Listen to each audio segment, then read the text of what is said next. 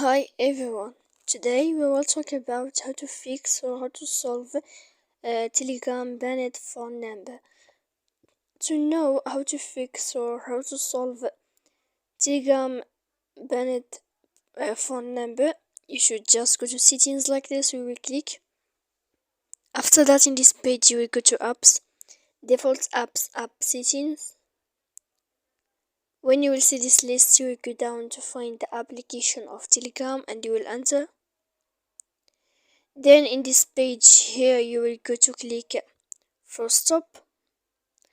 After that, in this page here you will enter to storage. When you will see this page, you will click clear cache, and after that you will click manage storage. And when you will end this, you can turn off your Wi-Fi. So please don't forget to support us by like and subscribe. See you next time in another video.